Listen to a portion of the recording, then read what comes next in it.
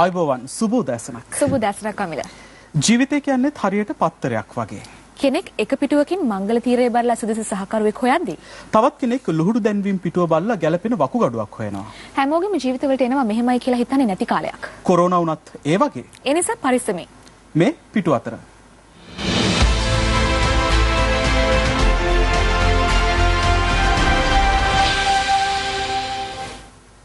අද ජූලි මාසේ 18 වෙනිදා සෙනසුරාදා විවේකී සතියන්තයයි ආරම්භ වෙන්න දැන් කොහොම වුණත් රටේ ලෝකේ බොහෝ දේවල් සිද්ධ වෙලා තියෙනවා. ඒ සියලු දේවල් එකින් එක ඔබට කියන්නට අපි සූදානම් ඉන්නේ. අපි බලමු කොහොමද අද දවසේ ප්‍රධාන පුවත්පත් සිරස්තල වාර්තා කරලා තියෙන්නේ කියලා. ඡන්ද ප්‍රතිඵල වෙනස් කරන්න රෝ පිරසක් ලංකාවට ඇති දිවයින. දෙවෙනි රැල්ලක් නැහැ. කන්දකාඩු පොකුරත් පාලනය වෙයි. මව්බිම. AG approves only some of health guidelines for polls. The island. අගෝස්තු 5 ඡන්දයෙන් පසු පාසල් විවෘත කිරීම සුදුසුයි. අවසන් තීරණය අද අරුණ. කාපන් குறைந்த தேர்தல் பிரசாரம் ஜனாதிபதிக்கு பாராட்டு சந்திரால் Dinakaran. No indication of second wave. කන්දකාඩු cluster controlled. Dr. Jayasinghe Ceylon today. ඔෂන් මෙන්න මේ විදිහටයි අද දවසේ ප්‍රධාන පුවත්පත් සිරස්තල වාර්තා කරලා තියෙනවා. දැන් ඒත් එක්කම පහුගිය දවස් කිහිපෙම හැමෝගෙම අවධානය යොමු වෙලා තිබ්බේ අර ගැසට් එකකෝ මේ ගැසට් එක දැන් නිකුත් වෙන්නේ නැද්ද? ඔහොම දේවල්නේ. ඉතින් ඇත්තටම ගැසට් එක කෝ? ගැසට් එක ඔන්න ඊයේ රාත්‍රියේ නිකුත් කරනවා. ගැසට් එක සම්බන්ධයෙන් තොරතුරු අපි කියන්නම්. ඊට ප්‍රථමයෙන් අපි බලමු මේ වෙද්දී අපේ රටේ කොහොමද කොරෝනා ව්‍යාප්තිය කියලා. මොකද අද දවසේදීත් ප්‍රධාන පුවත්පත් සෑම එකකම ප්‍රධාන ප්‍රවෘත්ති බවට පත් වෙලා තියෙන මේ කොරෝනා වසංගතේ. අද මව්බිම් පුවත්පත වාර්තා කරන්නේ දෙවෙනි රැල්ලක් නැහැ. කන්දකාඩු පොකුරත් පාලනය වෙයි කියලා. අපි දන්නවනේ දැන් මේ කොරෝනා සම්බන්ධයෙන් මෑත කාලයේදී නැවතත් සමාජයේ වැඩි වශයෙන් අවධානයට ලක් කෙරුණේ මේ කන්දකාඩු පුනරුත්ථාපන මධ්‍යස්ථානයේ නව කොරෝනා පුකුරක් වාර්තා වීමත් එක්ක කියලානේ.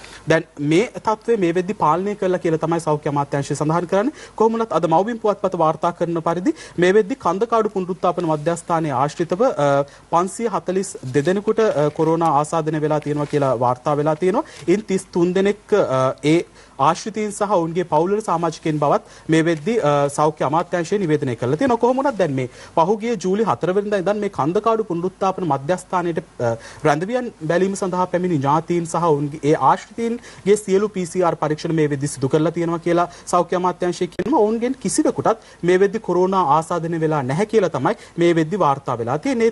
එක්කම දැන් මේ බියගම හෝටලයක නිරෝධායනයට ලක් කරන මේ කන්දකාඩු පුනරුත්ථාපන මධ්‍යස්ථානයේ රැඳවියන් ඒ වගේම කාර්ය මණ්ඩලයේ සහ දේශන පැවැත් වූ අයගෙන් 8 දෙනෙකුට මේ විදි කොරෝනා ආසාදනය වෙලා තියෙනවා කියලා වාර්තා වෙනවා.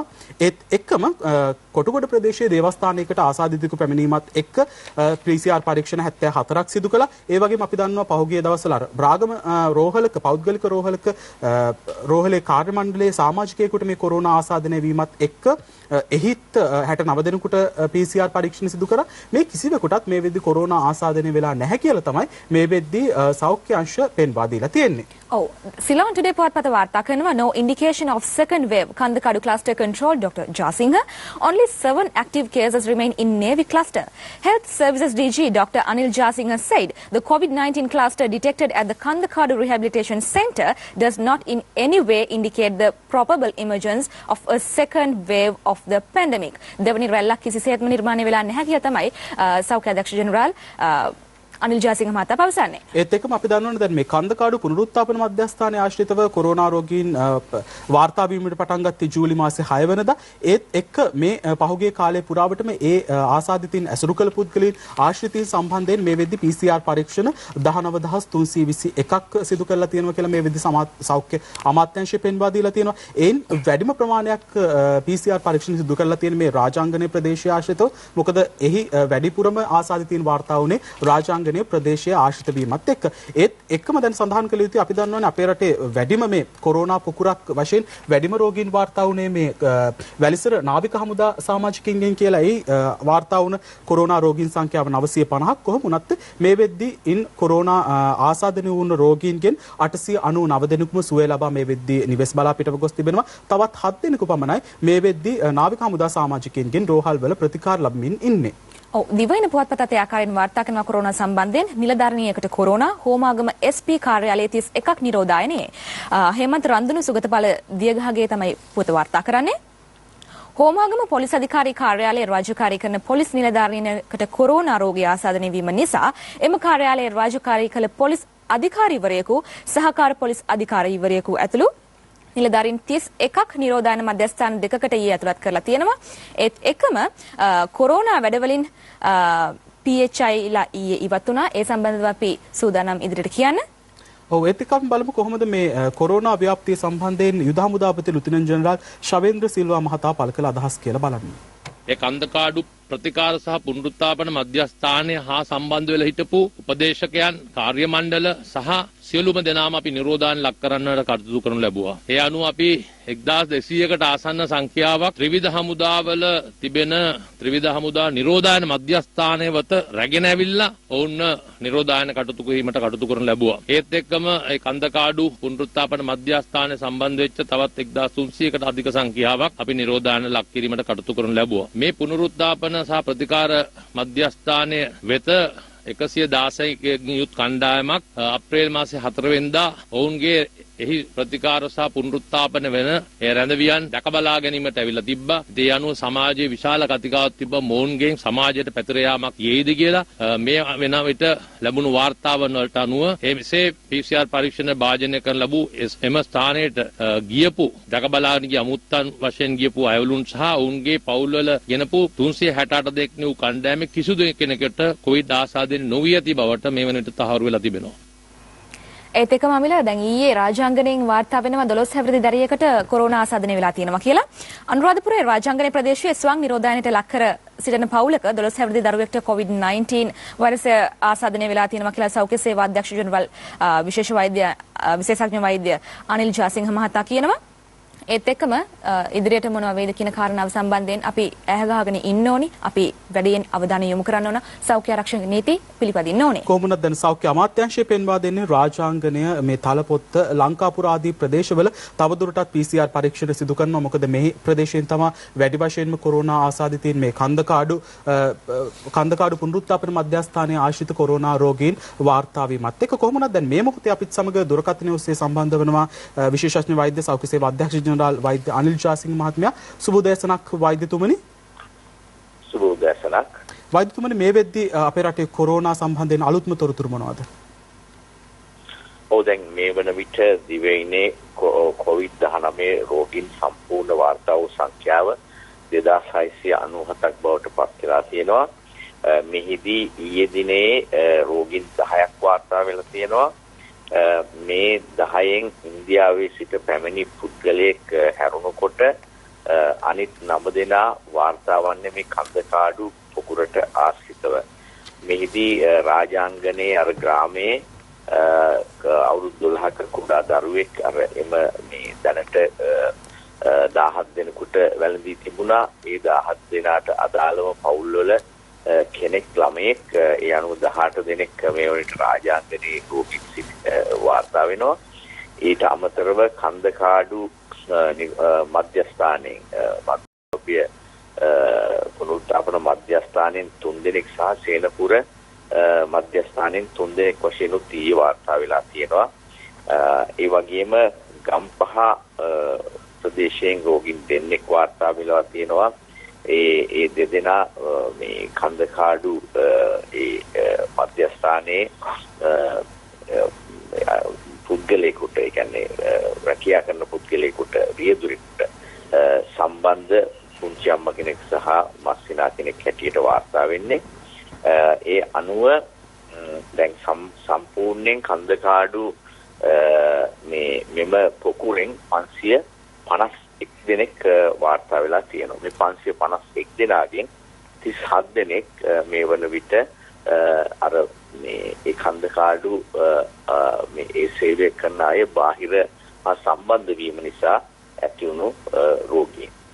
දැන් වෛද්‍යතුමනි මේ වෙද්දි මේ කන්දකාඩු කොරෝනා පොකුර පාලනය වීමක් සිද්ධ වෙලා තියෙනවද? ඔව් මේ වන විට අත් වශයෙන්ම පාලනයක් ඇති වී තිබෙනවා. නමුත් තවදුරටත් රෝගීන් වාර්තා වෙයි.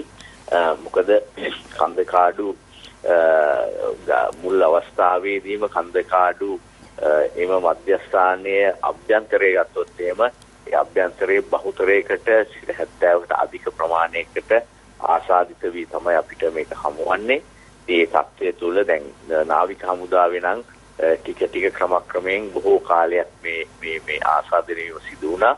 එතකොට මේ වගේ 70කට වැඩි ප්‍රමාණයක් මුලින්ම ආසාදනය වුණාම ආසාදනයේ නොවු පිරිස අඩුයි. ඉතින් ඒ නිසා මේක අර කාල ප්‍රමාණයටම යන එකක් නැහැ.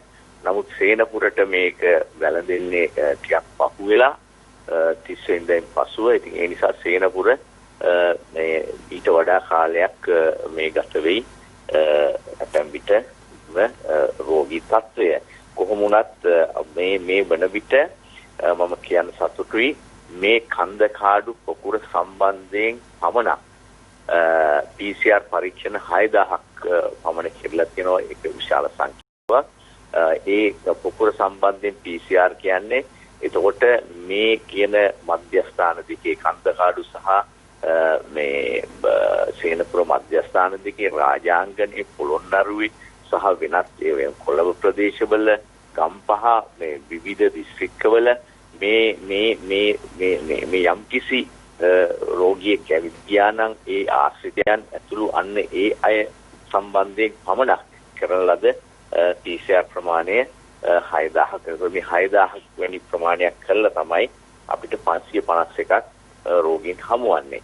ඉතින් දැන් ඒ අරුණු කොට අපිට රෝහල් වලට අසනීප වෙලා මේ අතුල් වෙලා රෝග ලක්ෂණ සමග කිසිවෙකු හෝ මේ දක්වා හම්බ වෙලා නැහැ. ඒ කියන්නේ අපි කරනු ලබන ඒ ඉලක්කගත PCR පරීක්ෂණ වලින් තමයි රෝගීන් හම්බ වෙලා තියෙන්නේ. බොහොම ස්තුතියි වෛද්‍යතුමනි අපිත් එක්ක පිටු අතර වැඩසටහන සම්බන්ධ වීම පිළිබඳව. ඔව් අමිල. දැන් පහුගිය ටිකේ පොඩි ආందోලනයක් තිබුණා මේ පාසල් පටන් ගන්නේ කවදද? ඔව් පාසල් පටන් ගැනීම සම්බන්ධයෙන් අපි දන්නවා දැන් මේ කන්දකාඩු පුනරුත්ථාපන මධ්‍යස්ථානයේ ආශ්‍රිතව කොරෝනා රෝගීන් වාර්තා වීමත් සමග නැවතත් අර විවෘත කරලා තිබ්බ පාසල් ආය වැසුණා. ලබන සඳුදා පාසල් විවෘත කරනවා කියලා පසුගිය දිනවල කැබිනට් දැනුම් දීමේ මාධ්‍ය හමුවේදීත් සාකච්ඡා කළා. නමුත් මේ සම්බන්ධයෙන් තවමත් අවසන් තීරණයක් ගෙන නැහැ. පාසල් පටන් ගන්නවාද තීන්දුව අද දිවයින පුවත්පත වාර්තා කරනවා. චමින්ද සිල්වා තමයි පුවත වාර්තා කරන්නේ. පාසල් නැවත පටන් ගැනීම සම්බන්ධයෙන් අද දින ප්‍රකාශයක් කරන බව අධ්‍යාපන අමාත්‍යාංශයේ ලේකම් NHM චිත්‍රානන්ද මහතා දිවයිනට පවසනවා. පාසල් ආරම්භ කිරීම සම්බන්ධයෙන් සෞඛ්‍ය බලධාරීන් සමග සාකච්ඡා කළ බවත් එහිදී අවසන් තීරණය අධ්‍යාපන ඇමති ඩලස් අලහප්පෙරුම මහතා සමග අද පවත්වන සාකච්ඡාවේදී ප්‍රකාශ කරන බවත් අමාත්‍යාංශ ලේකම්වරයා වැඩිදුරටත් සඳහන් කළා. කොහොමුණත් දැන් අරුණ පුවත්පත වාර්තා කරලා තියෙන්නේ ඔෂිනි දැන් මේ පාසල් විවෘත කිරීම සිදුවිය යුත්තේ අගෝස්තු 5 වෙනිදා මහමැතිවරණයේ පැවැත්වීමෙන් පසු ඉන් අනතුරුව පාසල් විවෘත කරනවා නම් ඒ වඩාත් සුදුසුයි කියලා මේ වෙද්දී සෞඛ්‍ය අමාත්‍යාංශය විසින් නිර්දේශනිකුත් කරලා තියෙනවා. කොහොමුණත් දැන් මේ පාසල් විවෘත කිරීමෙන් අනතුරුව උසස් පෙළ විභාගයේ පැවැත්වීම සම්බන්ධයෙන් ඒ වගේම අපොත් සාමාන්‍ය පෙළ විභාගයේ පැවැත්වීම සම්බන්ධයෙන් ඉදිරියේදී තීරණයක් ගැනීමට නියමිතයි. කොහොමුණත් අද 5 වරු වන විට මේ පාසල් සඳුදා දිනේදී නැවත විවෘත කරනවාද යන්න කියන කාරණේ පිළිබඳව අවසන් තීරණය ලබා දෙනවා කියලා තමයි මේ වෙද්දී අධ්‍යාපන අමාත්‍යාංශය සඳහන් කරලා තියෙන්නේ. එන්නේ විදිහටයි වාර්තා කරන්නේ මේ පාසල් විවෘත කිරීම සම්බන්ධයෙන් කොහොමද? ඒත් එක්කම අපි සූදානම් කෙටි විරාමයක් ගන්න. නැවතත් හමු වෙමු.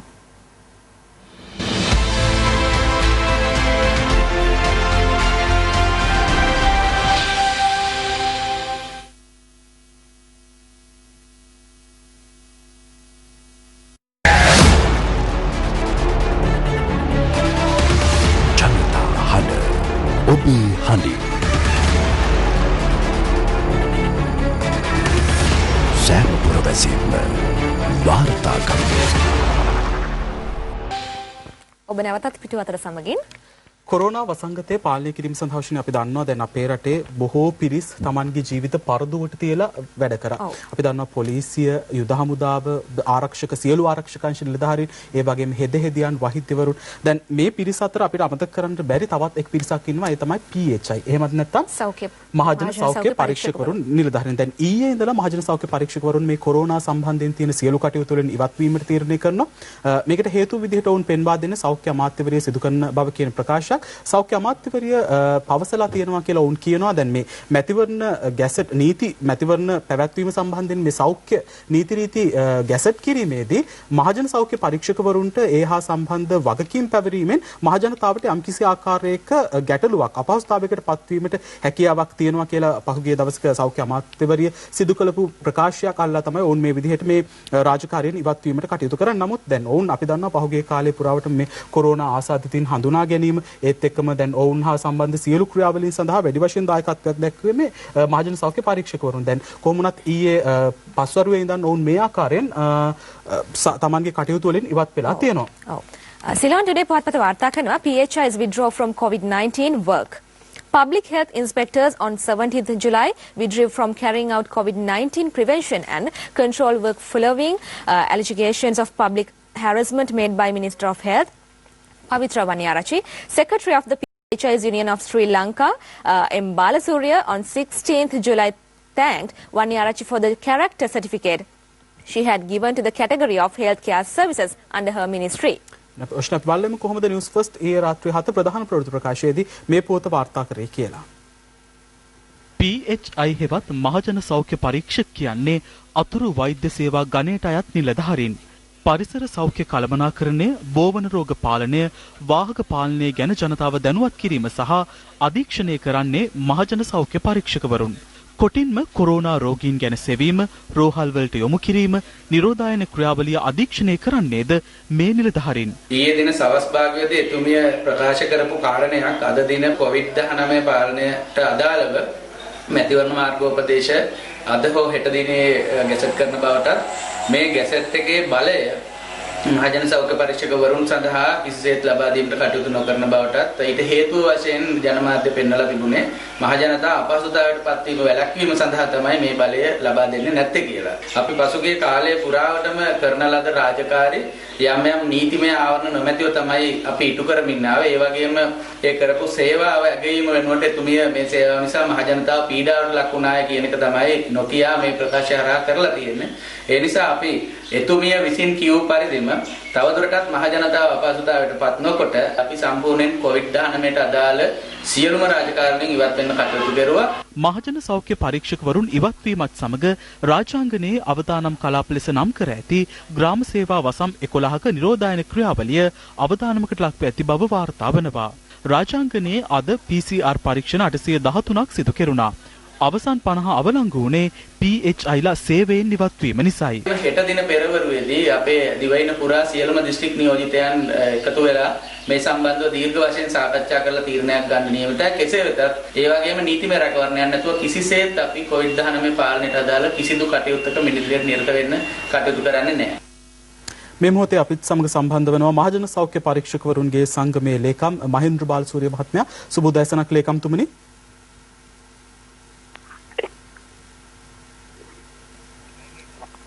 සුබ උදෑසනක් ලේකම්තුමනි.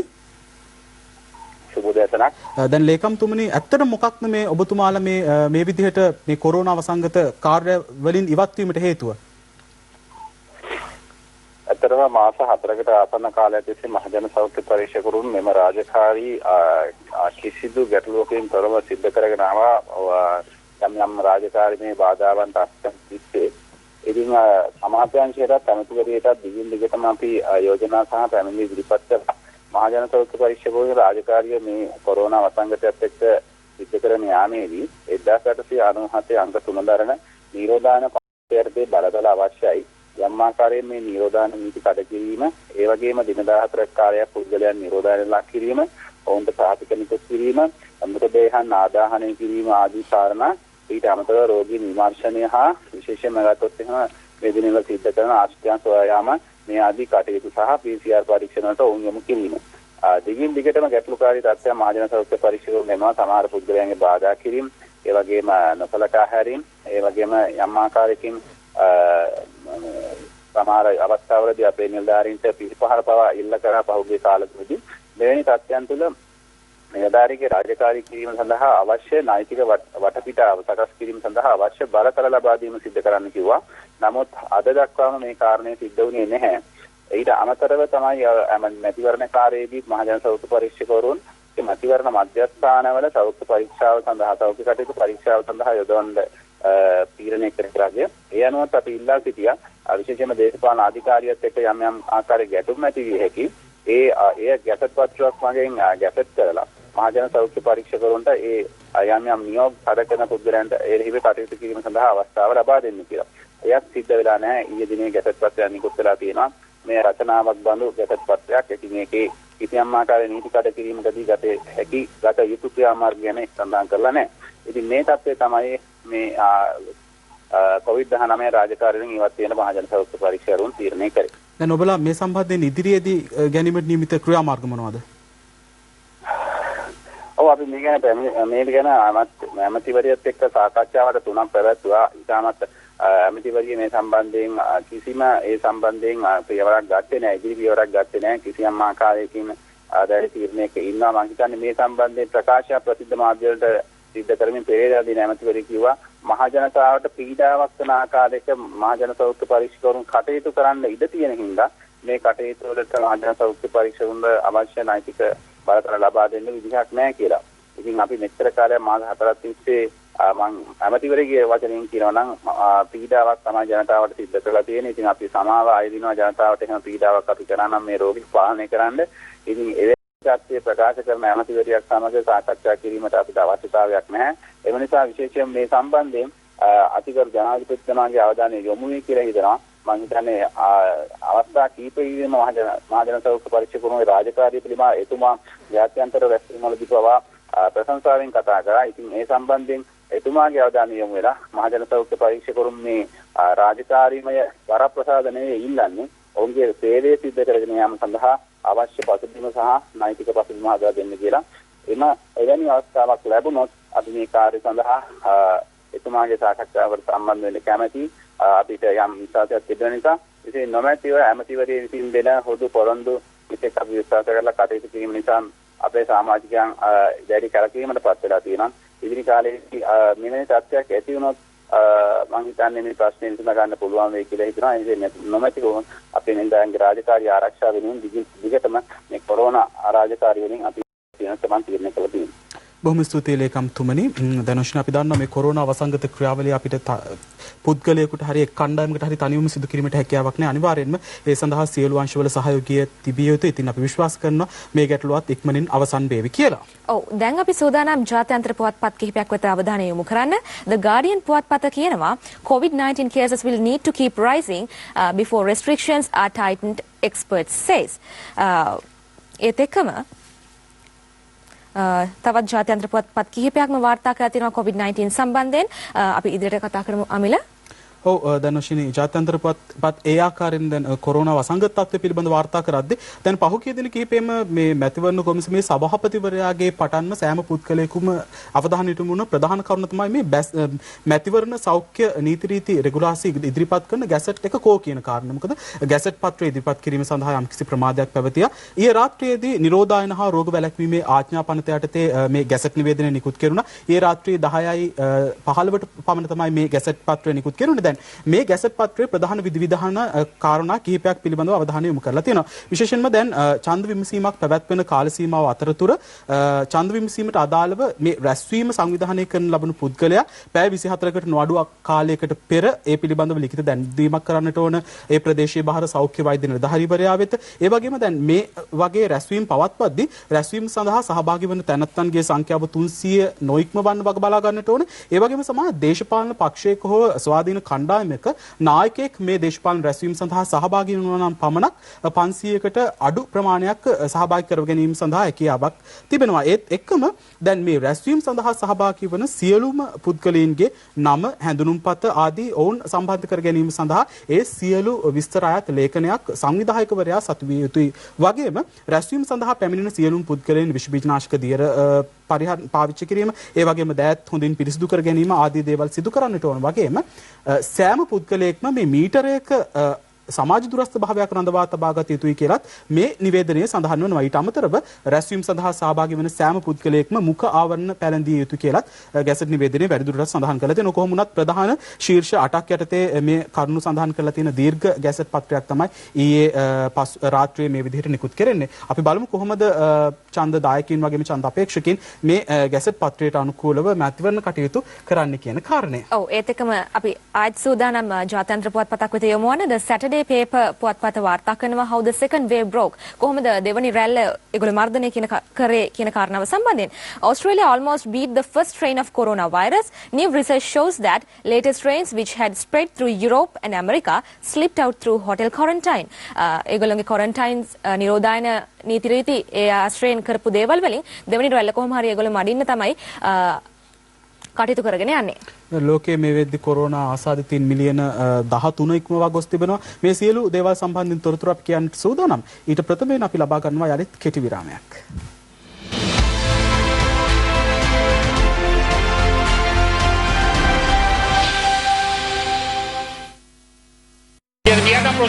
We are not proceeding with that. ප්‍රශ්නවලට ඊයේ ඇමතුරු හිටියට අදත් ඇමතුරු නැහැ because that was the party leaders decision. මේ පාර්ලිමේන්තුව තියෙන්නේ මැතිවරණ අකුලන්නේද? අපි ඒක තීරණයක් ගන්න ඕනේ. ස්ථාවර නියෝග අපිටවීම සඳහා සභාව එකඟ බැවින් අපි පාර්ලිමේන්තුව තාවකාලික අත්හිටුව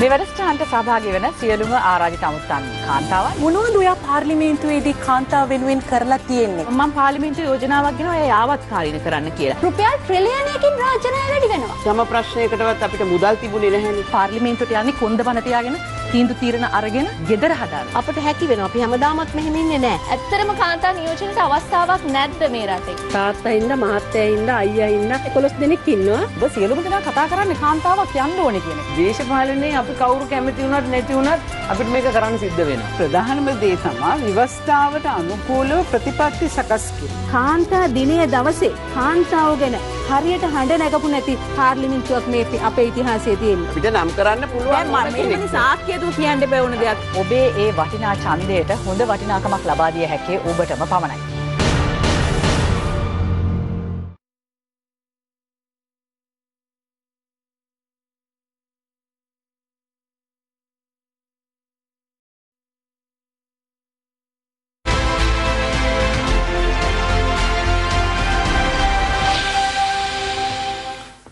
ඔෂිනි දැන් අපි ආයෙත් යමුද රජ කාලෙට. රජ කාලෙට.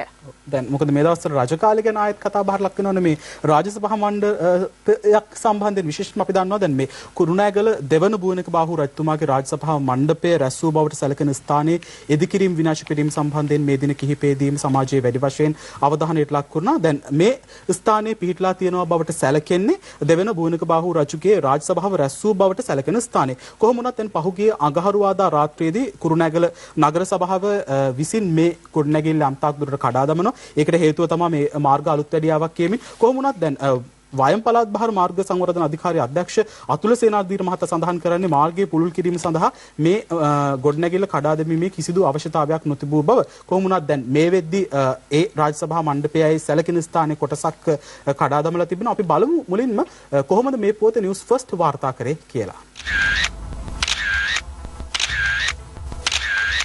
දෙවන බුවනක බාහු රජුගේ රාජ සභාව රැස් වූ බව සැලකෙන ස්ථානයේ පිහිටි මේ ඉපරණි ගොඩනැගිල්ල පසු කාලයක සකස් කළ එකක්. කලක් එහි හෝටලයක් පවත්වාගෙන ගිය අතර ඊට පසුව එය අත්හැර දමා තිබුණා. පසුගිය අඟහරුවාදා රාත්‍රියේ කුරුණෑගල නගර සභාව මේ ගොඩනැගිල්ල කඩා බිඳ දමා තිබුණා. කුරුණෑගල රාජධානි සමේතයත් ගොඩනැගිල්ල පීඩා තිබුණා. මේ කුරුණෑගල නගරයේ බුවනක හෝටලය ලෙස එක පවත්වාගෙන ගියේ. මෙම ගොඩනැගිල්ල මීට පෙර ඒක ඇත්තට මේ ගොඩනැගිල්ල රාජසභා ශාලාව හැටියට තමයි විශ්වාස කරන්නේ. ඒ වගේම කුරුණෑගල රාජධානි සමේතයත් කුරුණෑගල නගරයේ තියෙන පුරාවස්තු වලින් හොඳින්ම ආරක්ෂා වී තිබූ ගොඩනැගිල්ලත් එයයි. මෙම ගොඩනැගිල්ලේ කානුව කොටසක් ඒකත්තර කුරුණෑගල කාලෙටමයි කානුව කොටසක් විනාශ කරලා තිබුණා. මේ සම්බන්ධයෙන් අපි පහුගිය 6 වෙනිදා පොලිසිය පැමිණිල්ලක් කළා. නමුත් පොලිසිය ඒ අවස්ථාවේ ක්‍රියාත්මක වුණේ නැහැ. ඉන්පසුව මේ පෙරේදා රාත්‍රියේ 7 PM මේක රාත්‍රියේ බුල්ඩෝස් කරලා සම්පූර්ණ මේ පැරණි ගොඩනැගිල්ල විනාශ කරලා තියෙනවා. ඉතින් අපි පොලිසිය ඒ අවස්ථාවේ නැවතත් පැමිණිලි කළා. නමුත් මේ දක්වා ක්‍රියාත්මක වුණේ නැහැ. මාර්ග සංවර්ධන අධිකාරියේ ඉහළ නිලධාරියෙකු පැවසුවේ මාර්ග සංවර්ධන ව්‍යාපෘතියේදී මේ ස්ථානයේ ඉපරණි ගල් කිහිපයක් මත වූ බවයි. පුරා විද්‍යා දෙපාර්තමේන්තුව ඒ පිළිබඳව පොලිසියට පැමිණිලි කිරීමෙන් පසුව මාර්ග සංවර්ධන අධිකාරිය වැඩිදුර කැණීම් අත්හැර දමා තිබෙනවා. එහෙත් අඟහරුවාදා රාත්‍රියේ නගර සභාවේ නිලධාරීන් පැමිණ එම ස්ථානයේ ගොඩනැගිල්ල කඩා බිඳ දැමුවේ මාර්ග අලුත් වැඩියාවක් සඳහා යයි කියමින් අද නගරාධිපතිවරයා මාධ්‍ය කැඳවා මේ ගැන වැඩිදුරට පැහැදිලි කළා. මේක අපි ඉවත් කරේ අනවසරව ඉදි කරලා තිබුණු බුවනක හෝටලේ කොටස. ඒක මුලින්ම කියන්න ඕනේ මේක නැත්තම් මේක බුවනක බාහු රජතුමාගේ රාජ්‍ය කාලයේ හදපු එකක් කියලා මාධ්‍යයෙන් මේ දවස්වල ප්‍රචාරය වෙනවා. ඒක සම්පූර්ණ බොරුවක්. බුවනක කියන්නේ මේ හෝටලේ 93 එක්සත් ජාතික පක්ෂ රජේ. ඒ ජයවික්‍රම බෙරමතුමා තමයි සංස්කෘතික ඇමති. ජයවික්‍රම බෙරමතුමාගේ ගෝලයකට තමයි මේ හෝටලේ දුන්නේ 30 අවුරුදු බදු. එතකොට චන්දසේන කියන තැනැත්තෙකුට. මේ චන්දසේනගේ පුතා තමයි බුවනක කියන්නේ. මෙතුමා තමයි මේ බුවනක බාහු රජතුමා වෙලා මාධ්‍යයට අද ඇවිල්ලා තියෙන්නේ. ඒක අපි රාජ්‍ය සභාවක් සම්බන්ධයෙන් මුකුත් නෑ මේකේ. අනවසරයෙන් තිබු බුවනක හෝටලේ කොටසක් අපි ඉවත් කරා. ඒක පුරාවිද්‍යා දෙපාර්තමේන්තුව තමයි ඉතින් අහන්න ඕනේ කොහොමද පුරාවිද්‍යාත්මක වටිනාකම කියන එක. අපි පැමිණිලි සම්බන්ධයෙන් තම මගෙන් විමසීමක් කළා නැති නිසා මම ඒ සම්බන්ධයෙන් දැනුවත් වීමක් නැහැ. තම පැමිණිලක් ඉදිරියට කිරීම සම්බන්ධ. පුරාවිද්‍යාත්මක ස්ථානයක් නම් අපි 2016 අපිට එවලා තියෙනවා මේක මාර්ග සංවර්ධනය සඳහා මේ පාරේ කොටසක් ඉවත් කරන්න. මාර්ග සංවර්ධන අධිකාරිය. අපි අනු එක එකකින් කොටසක් තමයි ඉවත් කරේ. ඒකේ තියෙනවා අපිට මේ මාර්ග සංවර්ධන අධිකාරියෙන් ඉල්ලීමක් කරලා තියෙනවා. මේ තියෙන්නේ අදාළ ගොඩනැගිලි. මේ තියෙන්නේ පුරාවිද්‍යා මාර්ග සංවර්ධන අධිකාරියෙන් ඉවත් කළ දෙන්න කියන කොටස. මේ තියෙන කානු ප්‍රධාන කානු. ඒකිනුත් මෙහා තමයි අපි ඉවත් කරේ. කුරුණෑගල මහනගර සභාවේ උපනගරාධිපතිවරයා නම් කියන්නේ බුවනක බාහු රජතුමාගේ ලෑලි තට්ටුවක්වත් මේ ස්ථානයේ තිබෙන්නේ නැහැ කියලා. ශාසන ආරක්ෂක බල මණ්ඩලයේ සඳහන් කරන පරිදි කුරුණෑගල ඔය කියන තැන බුවනක බාහු රජුරුවන්ගේ සම්බන්ධයක් නැහැ. බුවනක බාහු රජුට සම්බන්ධකම් කියන තැනක් නෙමෙයි පැහැදිලිවම උතන. කිසිසේත් බුවනක බාහු රජුරුවන්ගේ ලෑලි තට්ටුවක් උතන තිබෙන්නේ නැහැ කියලා මම පැහැදිලිවම කියනවා. නමුත් අගමැතිවරයා පත් කළ කමිටුව ගැන දැනුම් දෙමින් රජයේ ප්‍රවෘත්ති දෙපාර්තමේන්තුව අද පස්වරුවේ නිකුත් කළ නිවේදනයේ පැහැදිලිව සඳහන් වන්නේ විනාශ කළ ගොඩනැගිල්ල 13 වන සියවසේ කුරුණෑගල රාජධානි සමයට අයත් බවයි. 1940 අංක 9 දරන පුරාවස්තු ආරක්ෂා පනත යටතේ පුරාවිද්‍යා ආරක්ෂිතයක් ලෙස ගැනෙන ස්මාරකයක් බවද එම නිවේදනයේ සඳහන් කර තිබෙනවා. මේ අනුව 23 වනදාට පෙර වාර්තාවක් ලබා දෙන ලෙස අගමැතිවරයා පත් කළ විද්වත් කමිටුවට උපදෙස් දී තිබෙනවා. චන්ද්‍රසේනගේ පුතා බුවනක මේක බුවනක බාහු රජතුමාට අයිති නැහැ. ඔන්න ඔය විදිහටයි කුරුණෑගල නගරාධිපති තුෂාර සංජීව මහත්මයා මේ සිදුවීම සම්බන්ධයෙන් කියන්නේ. කොහොම වුණත් අපි හැමෝටම වගකීමක් තියෙනවා මේ වගේ පුරාවිද්‍යාත්මක වටිනාකමකින් යුක්ත ස්ථාන රැකගැනීම සඳහා කොහොම වුණත් ආගමැතිතුමා මේ සම්බන්ධයෙන් සෙවීම සඳහා මේ වෙද්දී විශේෂ කමිටුවකුත් පත් කරලා තියෙනවා. ඒත් එක්ක මොෂිනි දැන් අපි දන්නවානේ මේ පුවත්පත්වල තියෙන කාටුනේ බොහෝ වෙලාවට කාටුන් සම්බන්ධයෙන් හැමෝම අවධානයට යොමු කරනවා. රසබර කාටුන් තියෙනවා මේ පුවත්පත්වල. ඒ වගේම උපහාසය, ඒ වගේම සමාජයට පණිවිඩ ඔය බොහෝ දේවල් කැටි කරලා තියෙනවා. දැන් මේ පුවත්පත් අතර කාටුන් මවන්නන් අතර වැදගත් චරිතයක් තමයි අංජන ඉන්ද්‍රිත් කියන්නේ. මේ මොහොතේ අපිත් සමග දුරකථන ඔස්සේ සම්බන්ධ කරනවා. සුබෝදෑසනක් අංජන. සුබෝදෑසන. දැන් අංජන දැන් ඔබගේ කාටුනේ රස විඳීම සඳහා පෞද්ගලිකව පාඨකයෙක් වශයෙන් මමත් කැමතියි. ඔබ කොහොමද දැන් මේ කාටුනේ සඳහා තේමා තෝරගද්දි මොන වගේ දේවල් පිළිබඳ අවධානය යොමු කරන්නේ? ඇත්තටම කාටුනයක් සඳහා මේ තේමාවක් තෝරගද්දී අපි කාලීන වැදගත්කම තමයි හුඟක් මේ බලන්නේ. එතකොට ඒකට අවශ්‍ය කරුණු එදිනෙදා පුවත්පත්, රූපවාහිනී ප්‍රවෘත්ති ඒ ඇසුරින් මේ එකතු කරගත්ත කරුණුත් එක්ක අපි කාටුනයක් නිර්මාණය කරගන්නවා. දැන් අංජන දැන් ඔබේ කාටුන් ඉදිරිපත් කිරීමේදී සිදුවුණු රසබර සිදුවීම් එහෙම නැද්ද? එහෙම රසබර සිදුවීම් කියලා නම් නැහැ. ඉතින් බොහෝ දෙනෙක් කතා සමහරලා කාටුන් එක බලලා කතා කරනලා තියෙනවා. ඒ විශාල වශයෙන් එහෙම මේ රසබර සිදුවීම් කියලා මට කියන්න මතක දෙන්නේ නැහැ. කොහොම වුණත් දැන් අංජන මේ කාටුන් ඔබගේ කාටුන් ජනතාව අතර ඉතාමත් ප්‍රසිද්ධයි. දැන් ඔබට කාටුන් ශිල්පියෙක් වශයෙන් මේ වෙලාවේ පාඨකයින්ට දෙන්න තියෙන පණිවිඩය මොකක්ද? කියන්නේ මෙහෙමයි කාටුන් ශිල්පියෙක්නේ කාටුනේ කියන්නේ එක පැත්තකින් දේශපාලන ප්‍රහසනයක්. ඒ වගේම යම්කිසි පණිවිඩයක් දෙන මාධ්‍යයක්. අපි හිතුවොත් මේ කියන්නේ විශාල ලිපියකින් පිටුවක් දෙකක් තියෙන ලිපියකින් වඩා මේ එක කාටුනකින් ලොකු පණිවිඩයක් දෙනවා. ඉතින් ඇත්තටම මේ අපේ මේ පාඨකයා කාටුනයක් රස විඳින්න ඒ යම් කිසි දේශපාලන හෝ වටපිටාව ගැන අවධානයක් තිබුණොත් තමයි ඒ කාටුනේ නියම විදිහට රස විඳින්න පුළුවන්. මොකද නැත්නම් අර මේ කාටුනයත් එක්ක තියෙන සම්බන්ධතාවය දුරස්ත වෙනවනේ. ඒ කියන්නේ ඒකේ තියෙන මේ තේමාව හරියට අවබෝධ කරගන්න බැරිව ගියොත් ඉතින් මම හිතන්නේ මේක පාඨකයයි කාටුන් ශිල්පියයි දෙදෙනා අතරම ගොඩනගින්න ඕනේ කාරණයක් රස විඳිනකොට රස විඳින්න. දැන් ඔබ කිව්වා මේ දේශපාලන ප්‍රහසනයක් කියලා මේ ඇත්තටම කාටුනේ. එතකොට දේශපාලනික වශයෙන් ඔබට බලපෑම් එල්ල වෙලා නැද්ද මේ සම්බන්ධයෙන් කවදාම හරි?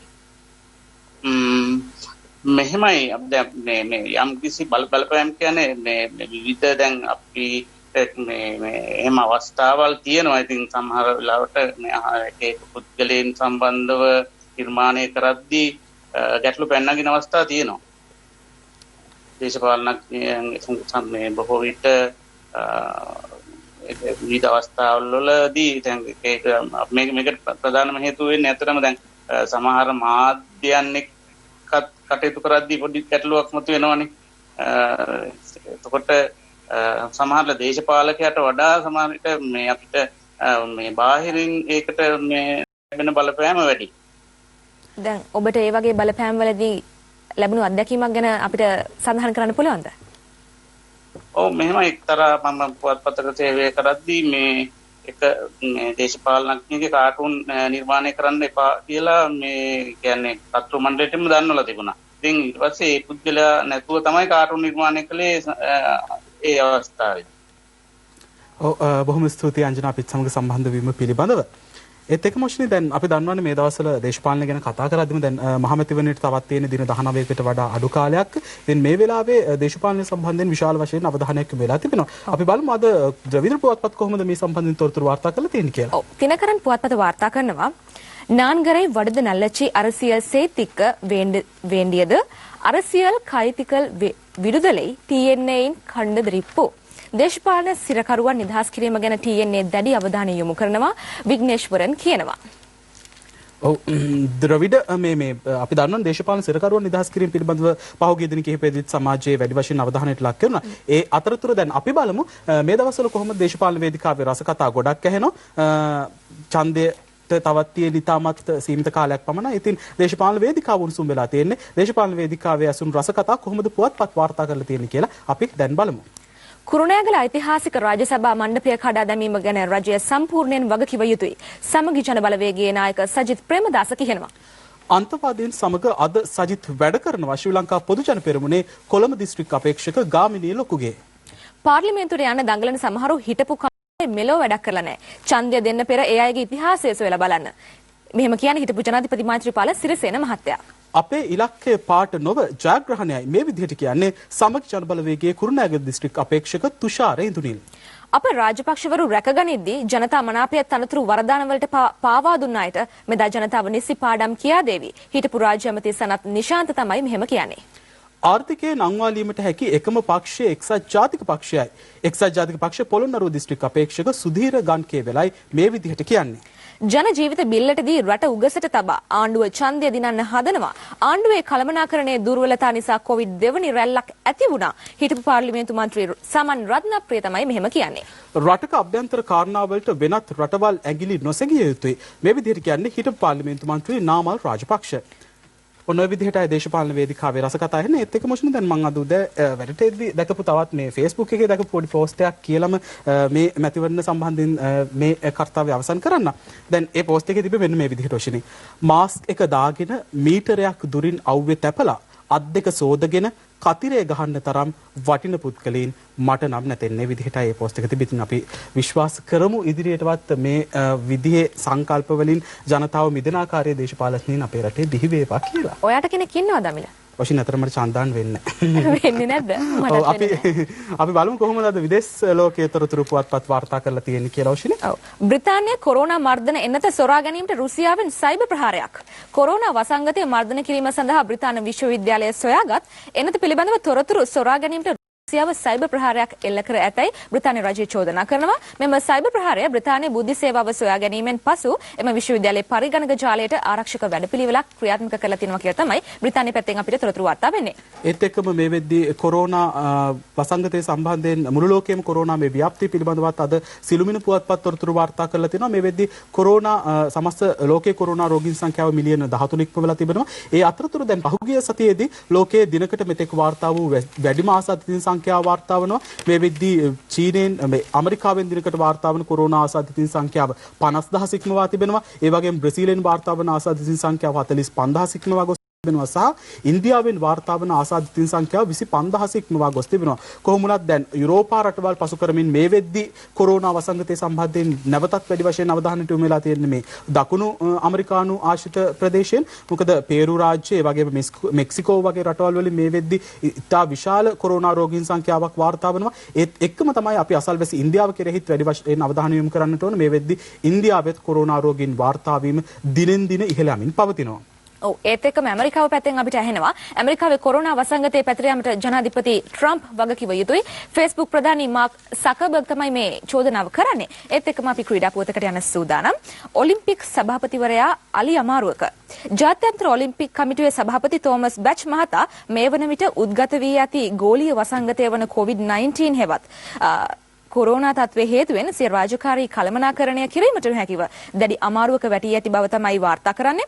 වසර 3ක් ඇතුළත ජාත්‍යන්තර ඔලිම්පික් තරඟාවලි 5ක් සංවිධානය කිරීමේදී ඔහුගේ හිස මත පැටවී ඇති පළමු අභියෝගය තමයි මේක තමයි දිවයින පුවත්පත ක්‍රීඩා පුවතින් වාර්තා කරන්නේ. ඒත් එක්කම දැන් මේ කොරෝනා වසංගත තත්ත්වයත් එක්ක ලෝකයේ බොහෝ ක්‍රීඩා අතරමඟ නතර වුණා. දැන් අද සිළුමිණි පුවත්පත වාර්තා කරලා තියෙනවා දැන් මේ ලාංකීය මල්ල ක්‍රීඩාවේ අලුත් පිබිදීමක් වීම සඳහා මේ වෙද්දී ආයත් කටයුතු සකස් කරමින් යනවා. කොහොමද දැන් ඔලිම්පික් උළෙල ලබන වසරේදී පැවැත්වීමට නියමිත ඔලිම්පික් උළෙල සහ ආසියානු මල්ල ක්‍රීඩා තරඟාවලි 14ක් ඉලක්ක කරගනිමින් මේ වෙද්දී ශ්‍රී ලංකා මල්ල ක්‍රීඩා සංගමයේ Tamanගේ පුහුණු වීම කටයුතු ඒ ක්‍රීඩකාවන් එක්ක එකතු වෙලා මේ වෙද්දී කරගෙන යනවා. විශේෂයෙන්ම ලබන වසරේ මැයි මාසයේදී චීනයේ පැවැත්වීමට නියමිත ආසියානු මල්ල ක්‍රීඩා තරඟාවලි ඉලක්ක කරගෙන තමයි මේ විදිහට පුහුණු වීම කටයුතු සිදු කරමින් යන්නේ කියලා. ඒ විදිහටයි අද සිළුමිණි පුවත්පත මේ ආකාරයෙන් ක්‍රීඩා පුවත් වාර්තා කරලා තියෙන. ඒත් එක්කම මොෂිනී අපි බලමු දවසේ කාටුන් කොහොමද තියෙන්නේ කියලා අපි බලමු. අපි බලමු තලන්ගේ එතුමා කාටුනේ වෙතයි අවධානය යොමු කරන්නේ. අම්මට තාත්තට ගහන ළමයි වගේ මම උදව් කරපු සමහරු හැසිරෙන්නේ කියලා අපේ මෛත්‍රී කියනවා. එතකොට තමන්ව ජනාධිපති කරවපු 62 ලක්ෂයකට පයින් ගහපු එක අම්මා තාත්තා මරලා දැම්ම වගේ වැඩක් නෙවෙයිද? මෙන්න මේ විදිහටයි ඒතුමා කාටුනේ තියෙන. අපි දන්නවා ඉතින් ඡන්දේ ලඟ වෙද්දී විවිධ පුද්ගලයන් පක්ෂපාත මාරු කරනවා. ඒක ඉතින් අපේ රටේ සාමාන්‍ය සිදුවීමක්. ඒත් එක්කම ශ්‍රීකාන්තගේ ශ්‍රී දූපත කාටුනේ වෙතයි අවධානය යොමු කරන්නේ. අඟුලාන පොලිසියට ගල් ගහනකම් ආරක්ෂකයන් 75 දෙනෙක් බලා ඉඳලාලු සර්. ඕක මොකද්ද සර්? සහරාන් බෝම්බ ගහනකම් ආණ්ඩුවක්ම බලාගෙන හිටියේ. ඔන්න ඔය විදිහට ශ්‍රීකාන්තගේ ශ්‍රී දූපත කාටුනේ අද වාර්තා වෙන්නේ. ඒත් එක්කම මුෂින දැන් අපිට අදට සමුගෙන යන්නටයි කාල වේලාව ඇවිල්ලා තියෙන්නේ. අපි ආයෙත් හමු වෙන්නේ කවදාද මිල?